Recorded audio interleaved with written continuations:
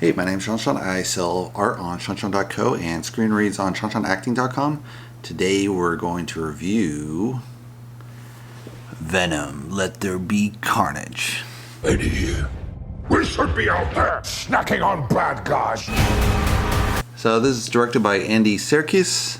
He's been a director quite a while. His time is an hour and a half, so right at the sweet spot I like, which is really interesting. Because I think the last Venom, the first one was maybe 2 hours, so it felt a little long. But it was interesting because I think it was Tom Hardy, one of the main characters. He was mad the way they cut the film together because he had a lot of parts in there. So I don't know if he felt the same way in this film, but it's right at the sweet spot, I think. It's a much cleaner, it's tighter film. It doesn't feel like they cut too much. I don't know if they did, but actors are Tom Hardy as Eddie Brock and Venom. Woody Harrelson plays Cletus Kasady as Carnage. Michelle Williams plays Annie Weying, the ex-girlfriend, fiance of Eddie. Naomie Harris plays Frances Barrison, aka Shriek. Reid Scott plays Dr. Dan Lewis. Stephen Graham plays Detective Mulligan. So the story is Venom's back and he's kind of being kept up in the house, and he doesn't, Eddie's been trying to keep him from killing things, so he has chickens at home and chocolate, try to feed him that instead of brains. And Venom's not too happy. They have kind of a fight, falling out, and then Venom leaves Eddie completely. At one point, Eddie visits this serial killer in jail, and he's like, any last words? And then he bites his finger, and he's like, oh, that's not blood, what is that? And then the serial killer gets infected with Venom. This infestation turns into Carnage, so it's a different type of Venom. In this case, it's kind of a mutation of Venom, so to say. And obviously, the serial killer is totally ruthless, being the Venom, versus Eddie Brock has kind of a good nature, so it's really interesting to see the real, true nature of Venom. And then there's obviously a showdown between Venom and Carnage. Also, Cletus tries to rescue his girlfriend, Frances Barrison, so they have kind of a villain duo versus Venom. So you're like, how's Venom gonna win? Especially because Shriek is able to scream and, kind of scare Venom or Carnage back into their original form, human form. So they have like a superpower, against Venom and Carnage. So theoretically, they should be able to win, right? So the funny thing about this film was you had Venom trying to be, Eddie trying to keep Venom civil and forcing him to be at home and not coming out at all, and Venom's just itching to get out and, destroy the world kind of thing. So that's kind of a fun. It's weird too because they have Venom kind of pop out and talk to him directly, versus before it was like the face would just flip and then Venom would take over, and then it would flip back to Eddie and he'd be like, no, I'm in control, and then Venom would take over. So the first film had kind of more how you would really think of Venom taking over. He just kind of boom, pop off the face, and then it would be Venom, and then pop back down to the human. And in this case, he kind of pops out his back and he does all this stuff. So it's a little different, I think, than the first film. It allowed them to kind of have a face-to-face talk, so you could see the expression of Eddie at the same time you see the expression of Venom. So I think that's useful, but more challenging for the actor because they're talking to dead space, obviously. You have Woody Harrelson plays Carnage. He feels a little old for the role. I mean, obviously he looks pretty in shape, but I think, this role would have been paid better someone in their 30s, 40s. I mean, and Woody Harrelson is looking 50, I think. I mean, he looks like me in the sense that I look good for my 50s. Woody Harrelson looks good for his 50s, but it just felt a little older than the character you might want for the character, especially because he's attracted to this girl, and the girl obviously looks in her 30s and Woody Harrelson looks in his 50s, and you're like, that doesn't line up age-wise. They should be the same age, like in Natural Born Killers, that Woody Harrelson and the girl he plays with, they're basically almost the same age, right? I mean, maybe there's a 5-year difference, even 10 years, but it's not that noticeable. It looks like, oh, that's kind of believable maybe.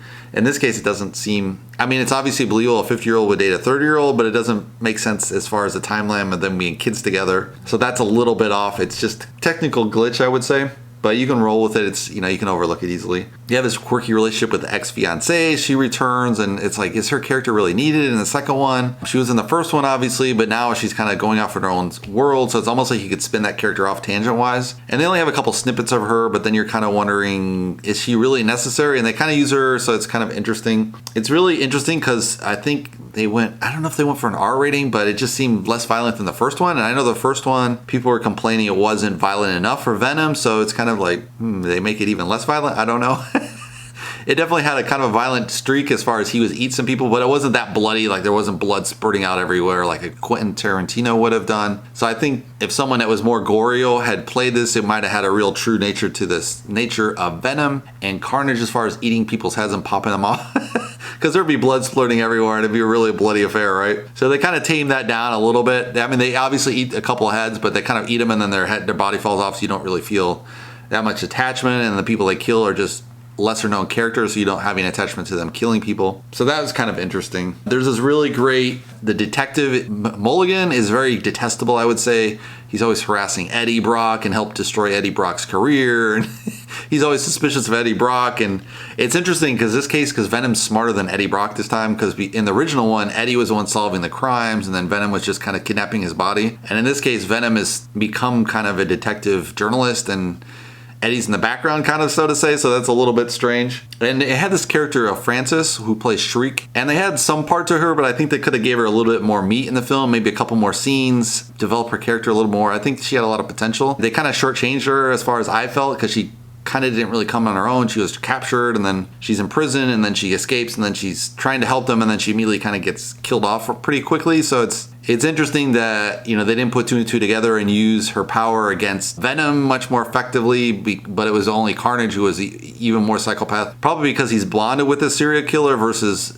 Venom, who's bonded with a normal journalist. So the Carnage is much more serial killer as well. So he ends up killing this guy's poor girlfriend, you know. I would say it's just a kind of a fun comic book film. There's more violence in your typical kind of Marvel film that's a lot cleaner. Usually DC Universe is a more messier kind of film than a Marvel film. Marvel's are kind of clean cut version and DC is a little darker.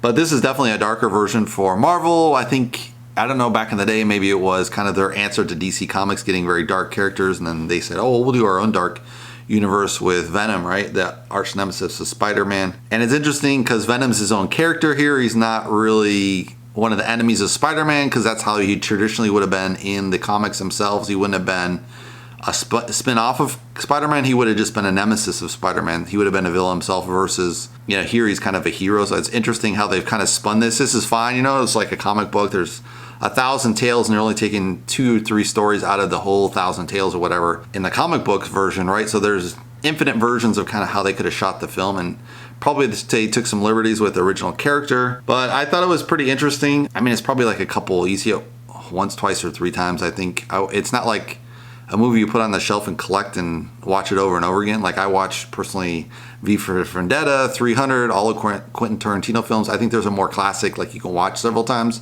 And this you probably see a couple times and you're like, all right, where's the next Marvel movie, right? But all the Marvel movies I feel are like that. I don't think there's anyone where you're like, oh, I gotta see it again. I mean, the last version of the Avengers was kind of dramatic because you have some of the Avengers die, like Iron Man, and you're like, oh my God, they died, you know? And they never die in the plot, and Iron Man kind of kicked off the series, so that has a real kind of tragedy end, which is nice. But usually these Marvel movies are kind of up and down.